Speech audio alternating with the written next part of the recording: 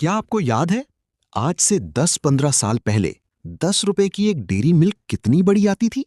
या 500 रुपए में कितना सारा घर का राशन आ जाता था? आज वही 500 रुपए लेकर मार्केट जाओ तो एक बैग भी मुश्किल से भरता है। दोस्त, आपका पैसा वही है, नोट पर लिखा नंबर भी वही है, लेकिन उसकी बाइंग पावर खत्म हो रही है।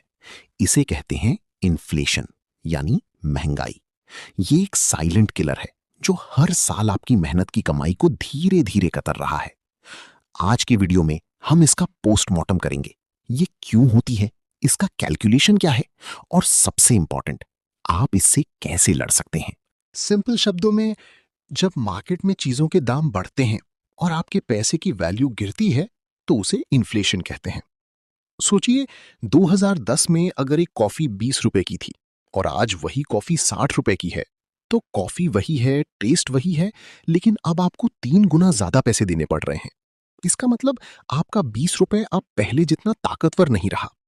इन्फ्लेशन को मेजर करने के लिए इंडिया में सीपीआई यानी कंज्यूमर प्राइस इंडेक्स का यूज होता है, जो देखता है कि एक आम आदमी की जरूरत की चीजें जैसे तेल, दाल, किराया और पेट्रोल कितनी महंगाई हुई है। महंगाई बढ़ने के दो बड़े कारण होते हैं।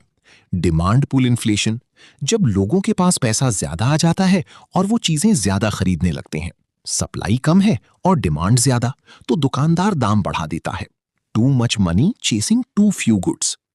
कॉस्ट पुश इन्फ्लेशन, जब चीजों को बनाने का खर्चा बढ़ जाए। अगर क्रूड ऑयल, पेट्रोल, डीजल महंगा होता है तो ट्रांसपोर्ट महंगा हो जाता है। अगर ट्रांसपोर्ट महंगा हुआ तो खेत से आने वाली सब्जी से लेकर फैक्ट्री से आने वाला बिस्किट तक सब महंगा हो जाएगा। अब बात करते हैं सबसे खतरनाक पॉइंट की। अगर इंडिया में इन्फ्लेशन रेट 6% है, तो इसका मतलब है हर साल आपका पैसा 6% से अपनी वैल्यू खो रहा है। अगर आज आपने 1 लाख रुपए अपने कबर्ड में कैश रख दिए, तो 10 साल बाद वो 1 लाख रुपए ही रहेंगे, लेकिन उनकी खरीदने की क्षमता, परचेसिंग पावर, सिर्फ 55,000 रुपए के बराबर रह जाएगी। यानी बिना कुछ किए आपने अपनी 45% वेल्थ खो दी। इसलिए कहते हैं, saving is not enough, you need to grow your money. तो क्या हम हार मान लें? बिल्कुल नहीं। महंगाई को हराने का सिर्फ एक रास्ता है, investing. Point number 1, savings account.